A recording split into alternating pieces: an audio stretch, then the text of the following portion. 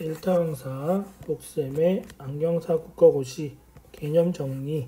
오늘은 조제가공 파트와 시기능 이상 파트에서 문제로 출제되는 유발 사이에 관한 내용을 정리해 보도록 하겠습니다. 시작할게요.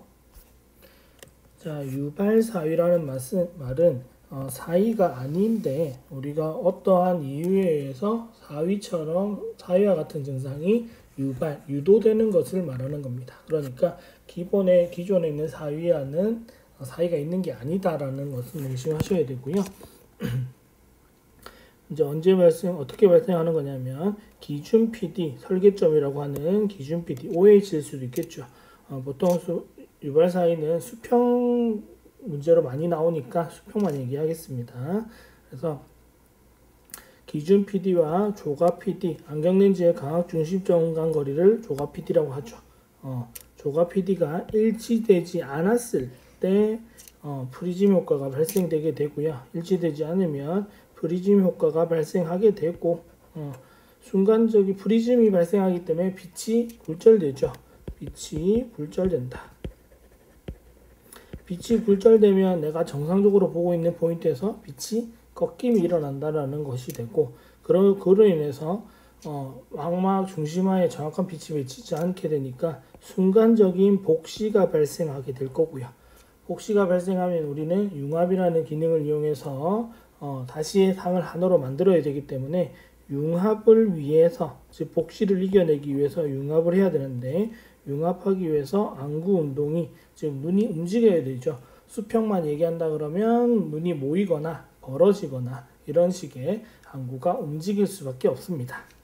그러면 이때 움직이는 안구 운동의 방향을 판단해서 어떤 유발 사이가 만들어졌는지, 어떤 사이의 형태가 유발되었는지를 우리는 판정하게 된다는 거죠.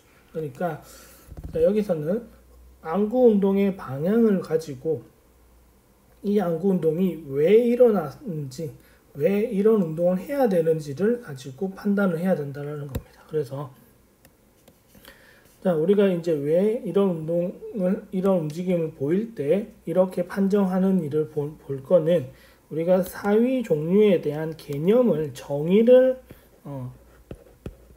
생각해주면 이해할 수 있는데, 우리가 평상시에 내사위라고 하면 융합이 파괴됐을 때, 융합이 방해받았을 때 눈이 안쪽으로 모이는 눈이죠. 안쪽에 모여있는 눈.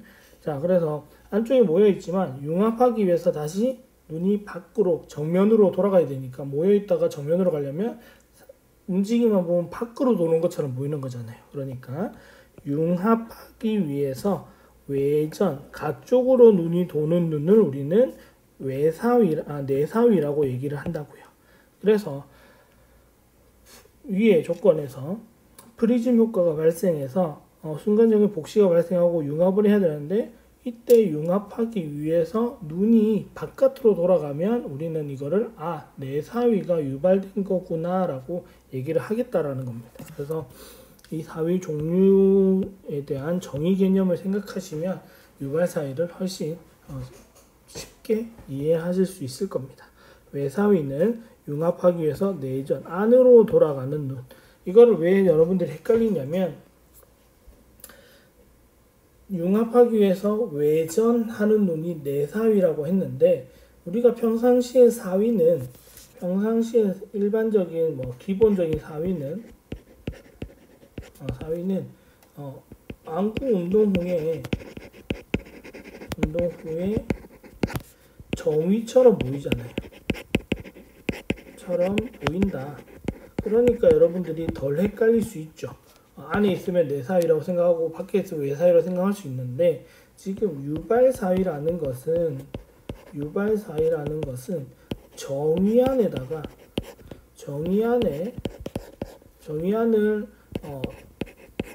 사위 형태로 만든 거잖아요. 원래 정이었는데 사위 형태로 만든 거기 때문에 눈이 안에 있다가 벌어진 내사위, 안에 있다가 바깥으로 돌아가서 정면으로 갔는데, 걔를 원래 기준점이 안쪽이 아니고 정위치라고 생각을 해주면 똑같이 바깥으로 돌아갔다면 최종 위치는 바깥에 있겠죠.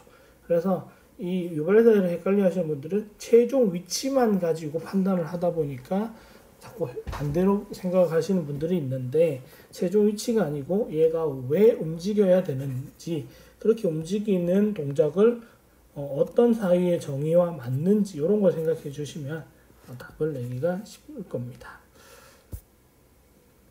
자, 그래서 플러스 렌즈, 이제 우리는 난시인용 렌즈를 얘기할 게 아니고 구면 렌즈만 할 건데, 난시 렌즈라고 토링 렌즈라고 했을 때는 PD라고 하면 수평 방향 굴절력만 신경 쓰면 되고, OH라고 하면 수직만 신경 쓰면 되죠. 그래서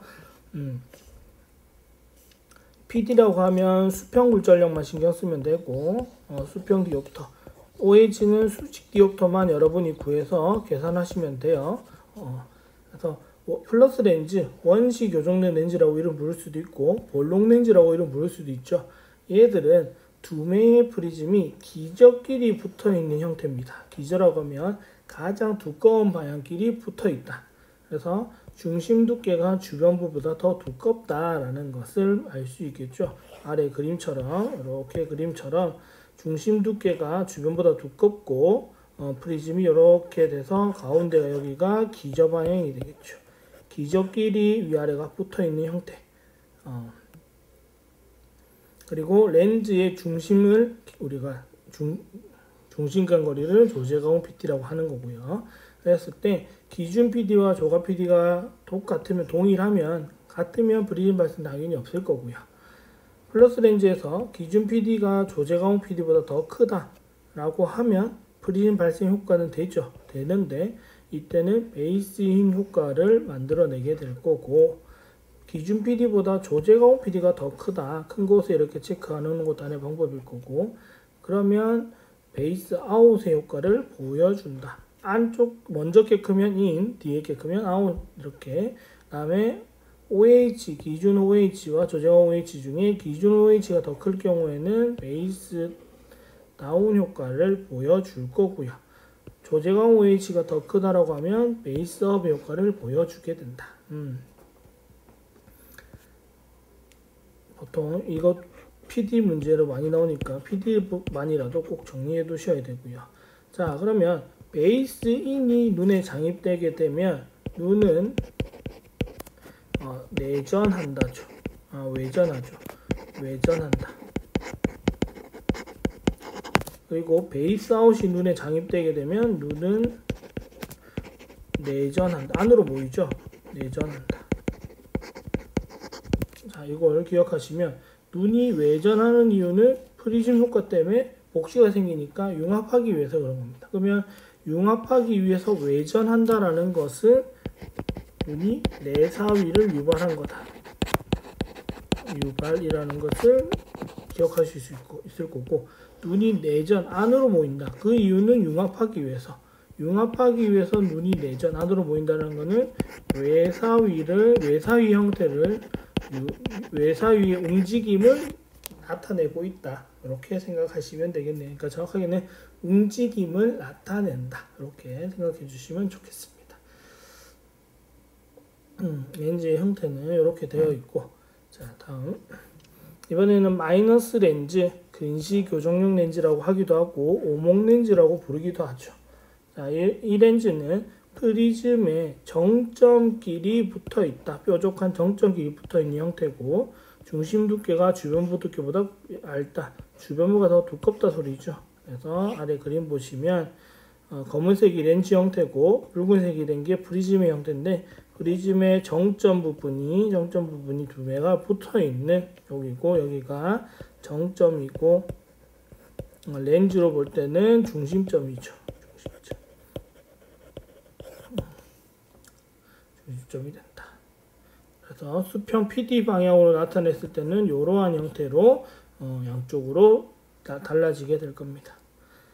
자, 얘도 마찬가지로 기준 PD와 조제가공 PD가 같다면 프리즘 발생이 없을 거고요.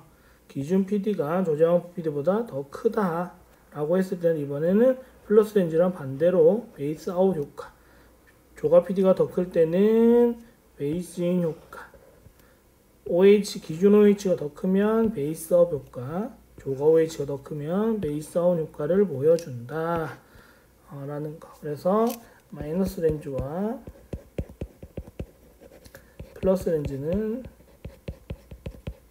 프리즘 효과가 반대. 반대. 그 이유는 렌즈의 형상이 그렇게 생겼기 때문에 그렇죠. 형상이 그렇게 생겼기 때문에 어쩔 수 없다. 자, 그래서 베이스 아웃 효과가 생기면 눈은 내전하겠죠.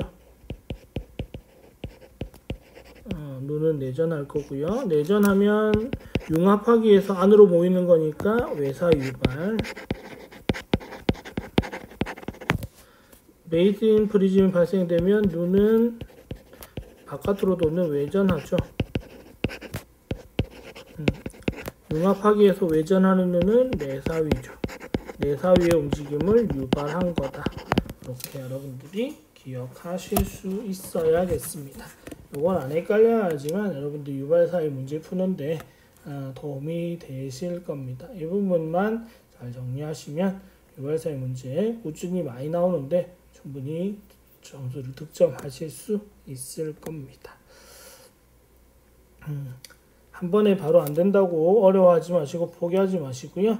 조금 더 차분하게 생각해서 읽어보시고 그림 그려보든지 말로 외우시든지 하다 보면 충분히 해결하실 수 있는 부분이 될 거고, 혹시나 이런 것들도 좀 쉽게 외우는 방법들 이런 것들이 있는 분들은 댓글로 또 남겨주시면 여러 수험생들이 함께 또 공유하고 함께 학교 가는데 좋은 소스로 작용할 수 있을 거니까 같이 좋은 게 있으면 공유해 주시면 감사하겠습니다. 자, 이렇게 해서 유발사에 관한 개념 정리는 이렇게 마치도록 하고요.